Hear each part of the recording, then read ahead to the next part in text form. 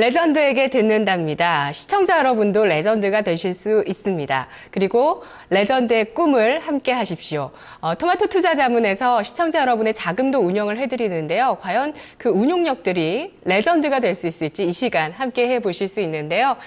레전드의 꿈을 역시 갖고 계시겠죠. 유성치 운용력입니다. 안녕하세요. 네, 안녕하세요. 반갑습니다. 네, 운용력님 먼저 축하드릴 일이 있네요. 네. 네, 지금 유성치 운용력이 운용하고 있는 그 자금들이 목표 수익률 3차로 도달했다고 합니다. 목표 수익률이 낮지도 않아요. 20%를 설정하셨는데 네. 이렇게 어려운 시장에 또 3차로 달성을 하셨네요. 언제부터 이 자금들을 운용을 하시기 시작하셨나요? 1차 목표 수익률 달성 시기도 궁금하고요. 좀 말씀 부탁드릴게요. 일단 제가 이제 운영을 시작한 지는 한 1년 4개월 정도 되는데요. 토마토 투자 자문으로 와서 3개월 후에 이제 그 이름 서비스 시작했는데요. 그때 이제 1차는 좀 운이 좋아서 한 3개월 만에 20%를 찍었고요. 2차는 또한 가입 기간에 따라 다르지만 한 3개월에서 한 6개월 정도 걸려서 또 청산을 했고요. 3차도 요번에 한 3개월 정도 만에 이제 청산을 또 하게 되는데요. 제가 이 시간을 통해서 말씀드린 대로 투자의 원칙을 지키고 시장의 방향보다는 좋은 기업을 선택해서 시장이 오히려 흔들릴 때 저가, 영가에서 싸게 살 수만 있다는 싸게 살 수 있는 용기만 있다면 충분히 여러분들도 그렇게 수익을 낼 수 있을 거라 보고요. 오늘 제가 나중에 좀 설명드리면서 또 같이 한번 말씀을 좀 드리도록 하겠습니다. 오늘은 제가 다시 그 기본으로 돌아왔어요. 제가 그동안 이 시간을 통해서 많은 그 투자의 대가들을 설명을 드렸는데요. 피트렌치만 파는 것은 공부가 별로 되지 않을 거라 생각했기 때문에 제가 뭐 일리암 오닐이라든지 그 이외에 몇몇 분들을 계속해서 소개를 시켜드리고 있습니다. 뭐 존 템플턴이라든지 뭐 오렌 버핏 같은 분들은 워낙 유명하고요. 이 외에도 솔직히 많아요. 상당히 많은 투자 대가들이 있는데 제가 많은 책들을 읽어보면서 그 안에서 가장 감명을 받았고 제가 투자를 함에 있어서 가장 도움을 받은 분들만 제가 적극적으로 소개를 시켜드린 거거든요. 그래서 제가 소개시켜드린 분들 흘러듣지 마시고요. 서점에 가시거나 인터넷 서점을 통해서 한번 주문하셔가지고 그분들의 대표적인 저서들 그런 것들만 좀 읽어보세요. 예, 그죠? 오렌 버핏이라는 분은 자기가 직접 적은 책이 없어요. 예, 연례 보고서밖에 없거든요. 예, 그렇지만 나머지 투자 대가들은 직접 자기가 자서전처럼 적은 책들이 많단 말이에요.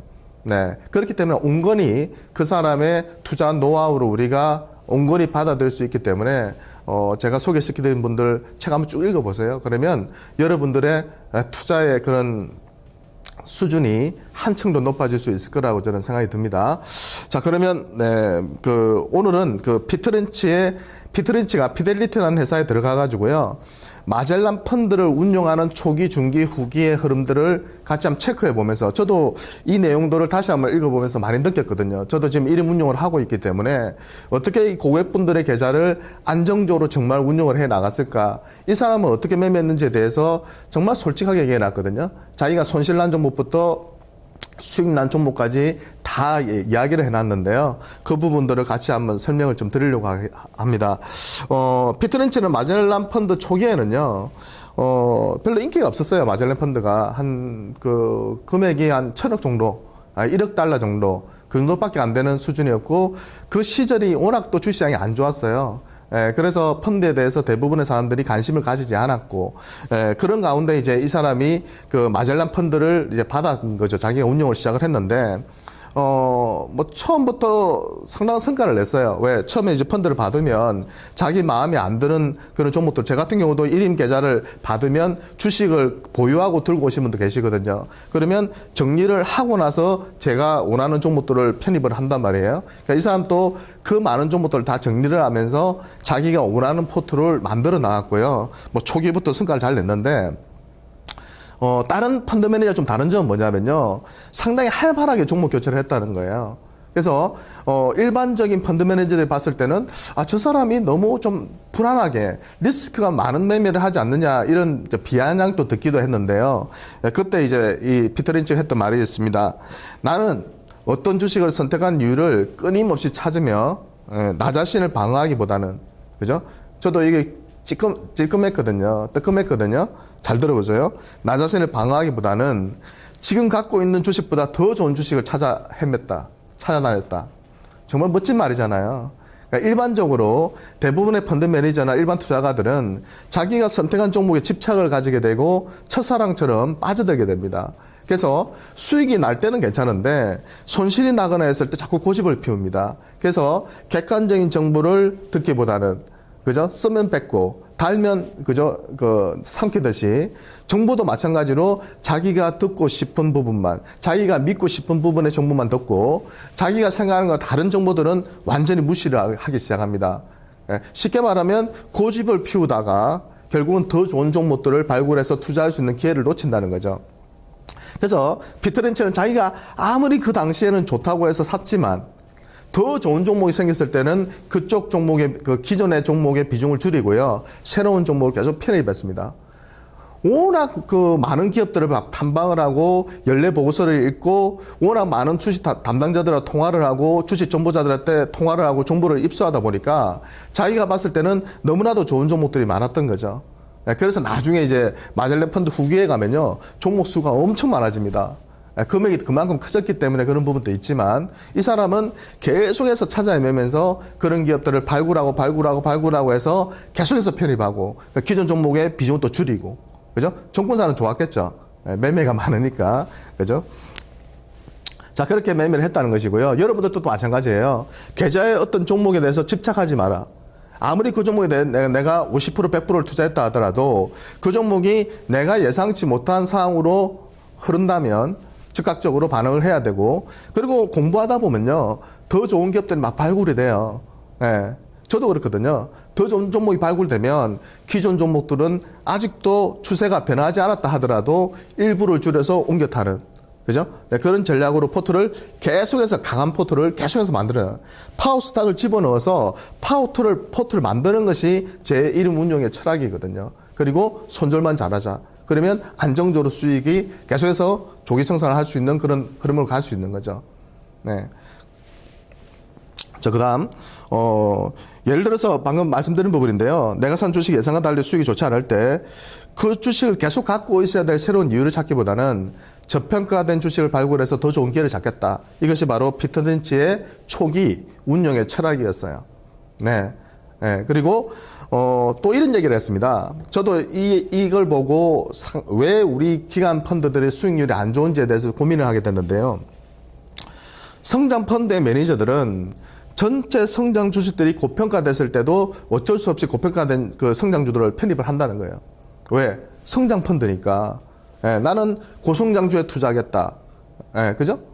근데 피터 린치는 그럴 필요가 없다는 거죠. 고평가되어 있는 성장주가 몇 년 동안 엄청 올랐어요. 그런데 내가 성장 펀드를 한다고 해서 그걸 편입할 필요가 없다. 나는 일반 주식 펀드를 했기 때문에 다양하게 뭐 예를 들어 주식도 했고 그다음 채권도 했고 해외 주식도 투자할 수 있을 정도로 여러 가지 그러니까 유틸리티도 사고 경기 민감업종도 사고 고성장주도 사고 저성장주에서 배당 많이 하는 회사도 사고 이런 식으로 포트 내에서 업종을 달리함으로써 리스크 관리가 됐다는 거죠. 그렇기 때문에 어떤 주식도 살 수 있었다고 보시면 될 것 같고요. 또 한 가지 제가 말씀드릴 수 있는 부분은 뭐냐면 그거예요. 이 얘기를 하면서 최근에 그 가치주를 표방하는 그런 투자자문사들의 상품들이 최근 몇 년 내에 엄청나게 성장했습니다. 왜? 몇 년 동안 성과가 엄청 좋았거든요. 작년에는 안 좋았지만 그 전까지는요. 가치주들 지수가 박스권에 딱 갇히니까 돈이 어디로 갑니까? 기관들이 대형주 가지고 수익을 못 내요. 지금 장도 마찬가지입니다. 지금 장도 대형주 중에서 안정적인 수익을 연속적으로 내는 회사가 별로 없다 보니까 그 돈이 일부 대형주로 들어오긴 하지만 대부분은 어느 쪽으로 가요? 개별 우량주 쪽으로 다 갑니다.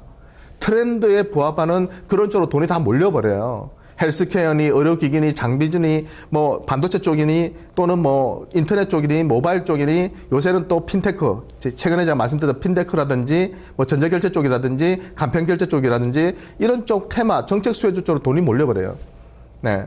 그러다 보니까 한동안은 기관들이 가치주 쪽으로 저가주들 좀 그 저평가 받고 있는 그런 기업들을 투자를 해서 상당한 수익을 냈었죠. 근데 작년부터 어떻게 됐어요? 엄청나게 오른 상태에서 매매를 하다 보니까 계속 손실을 납니다. 예. 실제로 그렇게 해서 저한테 다시 그 우리 토마토 투자자문 오신 분들이 상당히 많으시거든요. 왜? 손실이 뭐 최소한 5에서 10% 정도는 나오고 계시기 때문에. 예. 그러니까 패션이 있다는 거죠. 근데 가치주 펀드는 뭡니까? 아무리 그 종목이 5배, 10배 올라와 있어도요, 또 사야 돼요. 왜? 가치주 펀드이기 때문에. 네. 그렇기 때문에 피터린치는 그런 부분에 나는 얽매기 싫었다. 그렇기 때문에 나는 전체적으로 편입할 수 있는 그런 펀드를 선호했다. 이렇게 얘기를 했고요. 여러분들도 마찬가지란 거죠. 포트 내에 고성장주만 있으면 안 돼요. 고성장주 있으면 배당주도 있고, 그죠? 경기 민감업 쪽이 있으면 유틸리티라는 방어업종도 있고, 그래서 서로 크로스 돼가지고 리스크를 줄일 수 있는 그런 포트를 만드셔야 된다. 이 말이고요. 그리고 마진날 펀드 초기 때 마지막으로 자기가 운용을 하면서 어떤 얘기를 했냐면, 꽃은 뽑아버리고 잡초에 물을 주다. 예, 이런 실수를 너무 많이 했다는 거예요. 뭐 토이저러스라든지 페덱스라든지 이런 기업들은 팔고 나서 70배, 50배 뭐 이렇게 가버렸다는 거죠. 예, 그러니까 좋은 종목은 수익 조금 날 때 팔아버리고 위대한 기업을 팔아버리고 나쁜 종목을 자꾸 편입해서 예, 손실을 더 키워버리는 그런 매매를 해서 뭐 마젤란 초기 때는 자기가 원하는 만큼 뭐 수익을 못 냈다. 하지만 뭐 성과가요. 뭐 연간 수익률이 예를 들어서 지수가 뭐 3% 올랐는데 이 사람은 거의 한 30%대 정도의 그런 수익을 냈어요. 대단한 거죠. 예. 아주 뭐 자기가 뭐 겸손한 척 했지만 뭐 연간 수익률이 뭐 한 30%면 뭐 상당한 그런 성과를 냈죠. 시장 대비해서 좋지 않은 시장에서. 그리고 중기로 이제 넘어가서요. 피델리티는 피델리티에 속해 있을 때 피터린치가 어떤 걸 했냐면요. 이 부분이 상당히 중요한 것 같아요. 모든 펀드 매니저에게 기업 조사 업무를 부여를 했어요. 그러니까 펀드 매니저의 펀드 그 손실을 보통 펀드 매니저들이 자기가 운영해놓고 손실 나잖아요. 예. 그 뭡니까? 애널리스트들의 종목을 받아서 자기들이 그 안에서 골라서 이제 투자를 한단 말이에요. 그러니까 그 손실의 탓을 애널리스트들에게 돌립니다. 예. 그럼 애널리스트 입장에서 어때요? 이봐라. 내가 고민해서 이렇게 줬는데 손실 나니까 뭐 분석을 잘못했다고 이런 식으로 욕이 돌아오네. 그럼 내가 어떻게 해야 되지? 그럼 어떻게 돼요? 정말 안정적인 종목만 추천을 하게 되는 거죠. 삼성전자 같은 기업, 그죠? 정말 안정적인 기업만 포트에 추천을 하게 되고요. 혁신적이고 창의적인 기업보다는 이미 그저 괜찮다고 시장에서 평가를 받고 있는 무난한 기업만 추천하게 되고, 이런 무산일주의가 실제로 수익률에 저하를 가져온다는 거죠. 예. 근데 펀드 매니저가 직접 그 기업을 분석하고, 그죠? 직접 자기가 책임을 진다면 어떻게 돼요? 그 책임을 전가를 할 수가 없겠죠. 원천 봉쇄할 수 있겠죠. 그리고 더 책임감을 가지고 기업을 분석하겠죠. 그리고 포트를 편입하겠죠. 애널리스트가 종목을 줘도 그냥 받는 것이 아니라 철두철미하게 분석한 다음에 받겠죠. 예, 그게 무슨 말이냐. 피터린치는 펀드 매니저들에게 자기도 물론이거나 책임을 부여를 한 거죠. 예, 펀드 운영의 책임은 당신이다. 그죠? 우리 토마토 투자자본 같은 경우도 마찬가지거든요. 실제로 펀드 우리 운영력들 스스로가 섹터 매니저로서 업종을 우리 같은 경우 3개월마다 순환하면서 계속 분석을 하기 때문에 전체 업종을 매주 한 번씩 모여가지고 토론하고 거기에서 상당한 도움을 많이 받거든요. 예. 그리고 물론 그 사람이 이야기한 것을 다 들을 필요는 없겠지만 거기서 받아들일 건 받아들이고 제할 건 제함으로써 자기만의 그런 그죠? 분석 노하우를 활용해서 업종이나 종목을 선택할 수 있는 것이죠. 예. 그런 부분은 상당히 좋거든요. 그래서 이게 한 1년 이상 하니까요. 상당히 공부가 많이 됩니다. 업종별로 이렇게 돌아가면서 공부하는 것이. 그래서 저희들 같은 경우 이야기가 나온 게 말씀드리면 2월 1일 날, 그러니까 다음 달 2월 1일 날 저희들이 토요일 날 일요일 날 그 업종 대전망이라고 해서 강연을 개최해요. 토마토 투자자문에서 전 운영력이 나와서 강연을 개최하니까요. 시간 되시는 분들은 서울에서 개최하는데 다음에 그 일정 나오시면 꼭 참여해서 한번 들어보세요. 그러면 저희들의 그런 업종 노하우나 올해 전체적으로 어떤 업종이 유망한지 어떤 업종이 안 좋은지를 조금 참고하시면 도움이 많이 되실 것 같습니다. 그 다음에 또 피델리티에서 피터린치가 또 했던 게 뭐냐면요. 매주 1회 아까 말씀드렸던 대로 추천주를 소개하는 회의를 개최했어요. 네. 예. 그리고 나중에는 어떻게 됐냐면 매일 간단하게라도 기업들의 분석에 대해서 서로 네, 정보를 교환하는 네, 그것도 모자라가지고 기타 그 밖에 있는 정보원들 그리고 경쟁사의 펀드 매니저들까지도 만나서 정보를 계속 주기적으로 교환을 했어요. 네, 결국은 정보 싸움이고 결국은 분석의 싸움이니까 그만큼 열심히 노력했다는 거죠. 단지 여기도 나와 있지만 각자 가지고 있는 신념을 훼손하지 않도록 우리는 다른 사람 발표에 대해서는 어떤 의견도 제시 못하도록 했어요. 네, 네. 그 발표자의 생각을 받아들이되 그것을 받아들이는지 무시하는 것은 각자의 자유다. 하지만 그 앞에서 반박하거나 이야기를 하지 마라. 왜? 이 종목이 내가 10배 갈 종목이라서 투자를 했는데 회의 시간에 그 종목 아니야. 막 반박을 해요. 그렇게 하면 펀드 매니저가 운용을 함에 있어서 어떻게 되겠어요? 네. 이 종목이 20% 30% 올라왔을 때 어떻게 되겠어요? 팔아버리겠죠. 5배 갈 수 있는 종목이고 10배 갈 수 있는 종목인데 모든 사람들이 공격을 하게 되면 팔아버리죠. 그러니까 운용의 권한을 침범한다 이거죠. 예, 헷갈리게 한다는 거죠. 그래서 이런 부분도 정말 피터 린치가 제가 봤을 때는 참 지금 생각해보면 멋진 사람이에요. 예, 참 이러기가 쉽지가 않거든요. 네. 그리고 결국은 이제 중기 때 수익률을 이제 많이 내가지고요. 방송에 출연하게 됩니다. 제가 여기 나왔던 것처럼, 피터 린치는 5년간 300% 이상의 수익률을 냈고요. 그 방송의 타이틀이 이거였어요. 지난 5년간 가장 뛰어난 종목 고르기 실력을 보여준 펀드 매니저. 이렇게 소개가 됐는데요. 상당히 유명한 프로그램이었대요. 그래서 그 진행자가 이렇게 물어봤대요. 어떻게 그렇게 높은 수익률을 올렸느냐, 그 비결이 뭐냐, 이렇게 얘기를 하니까, 할 말이 없더래요. 그래서 이 얘기를 했답니다. 나는 1년에 200개 이상의 기업을 직접 방문을 하고 700개가 넘는 연례 보고서를 읽는다. 예. 그죠? 그리고 발명은 99%의 노력으로 이루어진다. 예. 근데 이게 천재래요. 천재는 99%의 노력으로 이루어진다고 에디슨이 얘기했던 건데요. 이렇게 얘기했다가 이제 앵커가 그게 천재라고 하니까 상당히 뭐 당황했다는 그런 이야기도 책에 있습니다. 근데 질문 두 번째는 뭐냐? 좀 구체적으로 얘기해봐라. 그렇게 얘기하기가 어렵다니까 하니까 피터 린치가 이렇게 얘기했습니다. 한 축은 중소형 성장주와 경기 민감주에 투자를 하고 다른 한 부분은 보수적이고 안정적인 종목에 투자했다는 거예요. 그러니까 완전히 역외관계에 있는 그런 기업들을 투자를 했고요. 주식시장이 하락하면 보수 종목이긴 팔아서 그죠? 중소형 성장주와 경기 민감 업종을 샀고요. 그리고 반대로 시장이 올라갈 때는 또 주가가 많이 오른 성장주와 경기 민감주를 팔아가지고 유틸리티 같은 그런 안정적인 종목을 샀다는 거예요. 그리고 여담이지만 이런 얘기도 했습니다. 내가 자서전을 적다 보니까 난 그렇게 운영했는지 몰랐는데 정말 많은 사람들이 내가 고성장 중소형주로 이런 수익률을 냈다고 생각했는데 내가 자서전을 적고 여러 사람의 도움을 받아서 수익률을 분석해 보니까 13년간의 그 2700% 수익률을 분석해 보니까 이건 웬걸? 중소형 고성장주도 있었지만 50% 이상이 안정적인 대형 우량주 쪽이나 배당주에서 나왔다는 거, 유틸리티 이런 업종들. 예, 자기도 그걸 보고 깜짝 놀랐대요. 그러니까 이 사람은 쉽게 말하면 고성장주든 저성장주든 배당주든 경기 민감업종인데 가리지 않았다. 모든 업종을 다 했고 그때 가장 강한 기업을, 좋은 기업을 계속해서 포트에 편입을 시키는 그런 방식을 선호했다고 보시면 되겠습니다. 그 이후로 이제 마젤렌 펀드의 기적이 찾아오는데요. 결국 인냈으면 결국 빚을 발했죠. 5년 동안 300%의 수익을 냈지만 이 사람은 전혀 평가를 받지 못했어요. 그동안은. 돈이 뭐 찔끔찔끔 들어왔어요. 거의 안 들어왔어요. 그렇지만 그 방송을 한번 타면서 이 사람은 완전히 유명한 펀드 매니저가 됩니다. 예. 자산이 10배 이상으로 늘어났고요. 10억 달러를 돌파하는 그런 흐름이었고 나중에 이제 마젤렌 펀드 후기에 가면 100억 달러를 돌파합니다. 예, 워낙 성과가 좋으니까 돈이 이제 너무 많아지니까 해외 투자를 이제 시작을 했고요. 왜? 국내 주식만 사니까 이게 돈이 너무 커지니까 심각한 거죠. 그래서 그때 이제 존 템플턴이 해외 쪽으로 먼저 눈을 돌렸고요. 그때 이제 이 피터 린치가 마젤렌 펀드를 가지고 이제 유럽 시장을 이제 두들기기 시작합니다. 그러면서 성과를 조금씩 이제 내갔었고요.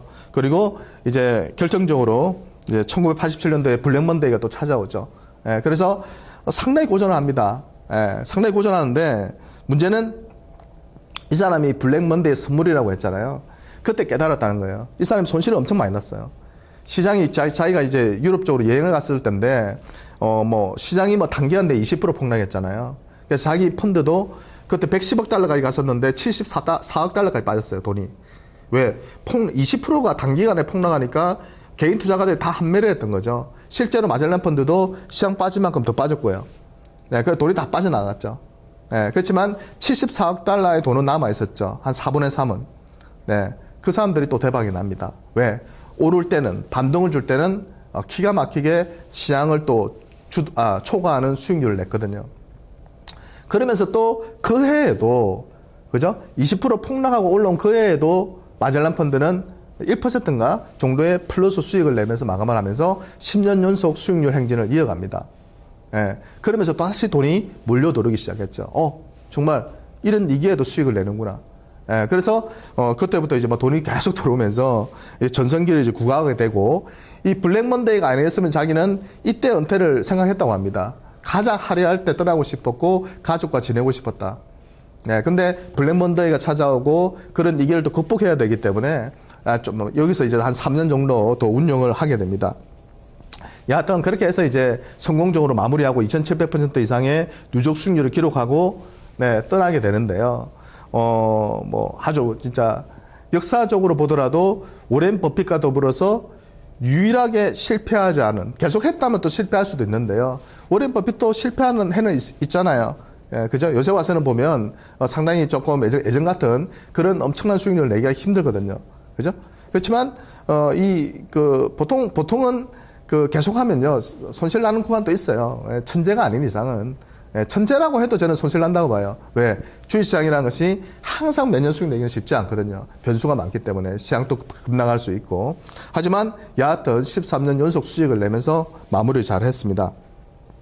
그렇게 하고 이제 시장 한마디 해드리면 시장 방향과 상관없이 수익률 5대 유망 트렌드 제가 계속 강조하는 겁니다. 이번에 제가 일임 수익률도 일부 회원들이 20% 돌파를 이제 시작했는데요. 그 핵심적인 그 트렌드가 이쪽이에요. 모바일, 헬스케어, 중국 소비, 지배구조 변화, 반도체 이쪽이 제일 좋습니다. 그러니까 모바일 쪽은 계속 말씀드리지만 그 안에 파생되어 나오는 것들이 많죠. 모바일 결제 계속 강조드렸었고 핀테크도 나오고 사물 인터넷도 확장 개념으로 나올 수 있습니다. 그런 애들이 계속해서 시장을 주도하고 있는 것이고요. 헬스케어 쪽은 뭐 말할 나위가 없죠. 최근에 이제 상장됐을 때 휴메딕스를 비롯해서 그죠 하이로닉이라든지 이런 기업들도 급등하고 있고 그 외에도 지금 기존의 강자들도 다시 또 올라오고 있습니다. 예. 그쪽은 제가 다음에 한번 도표를 통해서 한번 전체적으로 한번 정리해 드릴 시기가 올 거라고 보고요. 중국 소비 쪽도 저는 나쁘지 않다고 보고 있고요. 많이 쉬었기 때문에. 그리고 지배구조 변화. 그죠? 특히 배당이나 자사주 매입 같은 주주 환원 정책을 많이 쓸 수 있는 그런 기업들에 대해서 우리가 관심을 둬야 되고요. 반도체 쪽은 삼성전자 좋아지고 있습니다. 삼성전자 좋아지면 어떤 기업들이 좋아질지를 고민하신다면 그죠? 좋은 기업들이 계속 나올 거라 보입니다. 자, 1년 4개월 동안 제가 이름도 육성률이 중간중간에 수익금을 청산하고 뺐기 때문에 지금 한 2, 3% 정도 되는 것 같은데요. 실제로는 계속해서 오렌 버핏이 강조했던 소노볼 효과를 해서 돈을 빼지 않았다면 이미 60%를 초과하는 그런 수익을 내고 있고요. 코스피 지수가 그동안 마이너스 한 0.5% 정도니까 이 말씀을 꼭 드리고 싶어요. 시장의 방향에 자꾸만 시간을 허비하지 마라. 그 시간에 기업의 가치가 성장하는 기업을 연구하라. 예, 그렇잖아요. 1년 4개월 동안 시장은 오른 게 하나도 없어요. 박스권이에요. 하지만 우리는 차별화된 수익을 낼 수 있다는 거죠. 그죠? 1, 2차 조기 청산에 이어서 3차 이름 서비스 조기 청산이 오늘부터 시작됐는데요. 목표 수익률 20% 달성. 이거 말이 그렇지 쉽지는 않아요. 왜? 운영 기간 중에 코스피 시장이 평균적으로 3에서 5% 정도 빠졌거든요. 9월 제가 26일 날 2030포인트의 운용을 시작했기 때문에 시장 대비해서는 안정적인 수익을 내고 있다고 볼 수 있겠습니다. 그리고 내가 피트린치라면 어떤 기업에 투자할까? 간편결제와 O2O. 그러니까 간편결제 쪽은 그동안 제가 많이 소개를 시켜드렸고요. O2O라는 개념은 뭐냐면 앞으로는 이제 뭐 예를 들어서 카카오페이가 있다면 그 카카오페이를 가지고 오프라인에서 적용할 수 있는 뭐 예를 들면 상점에 가서 그저 카카오페이로 결제를 하는 세상. 그리고 특히 택시 같은 경우는 거부감이 떨어지거든요. 택시 같은 경우는 충분히 가능할 것 같아요. 그러니까 택시도 이제 도입이 되잖아요. 카카오페이로 결제하는 시대가 오거든요. 그랬을 때 그 관련주들 상당한 저는 폭발적인 성장을 해 나갈 수 있을 거라고 봅니다. 마지막으로 그 피트 린치의 명언 한마디를 말씀드리면 수익을 당연하게 여기는 생각은 주가가 큰 폭으로 하락하면 확실히 치유된다. 시장 앞에 겸손하라. 주식 투자는 끝없는 자기 성찰과 배움이다. 예. 이 말씀을 꼭 드리고 싶은 이유는 뭐냐면요. 뒤에 글은 제가 적은 거예요. 네, 앞에 글은 피트런치가 적은 건데요. 그 수익을 당연하게 생각하시는 분들이 정말 많거든요. 예. 그렇지 않거든요. 수익은 요행이 아니라 실력이고요. 확률 게임입니다. 성률 높은 투자를 하시는 것이고 절대 투기적인 매매하지 마시고요. 끊임없이 배우고 성찰하시고 자기의 단점을 보완해 나가신다면 주식시장이 어떤 방향으로 움직이든 간에 여러분들 시장을 이겨낼 수 있을 거라고 생각합니다. 감사합니다. 네, 레전드에게 듣는다였습니다. 일반 개인 투자자들은 내 주식이 하락하면 그래도 내가 이 주식을 가지고 있어야 하는 이유들을 찾기 마련인데요. 사람 심리적으로 그런가 봅니다. 하지만 레전드는 정말 쉬운 듯하지만 정반대로 내가 갖고 있는 주식보다 항상 더 좋은 주식을 찾아 나선다라는 부분 정말 와닿는 것 같아요. 레전드에게 듣는다 이 시간 계속 함께해 주시고요. 마켓 2막 1장 내일 다시 돌아오겠습니다.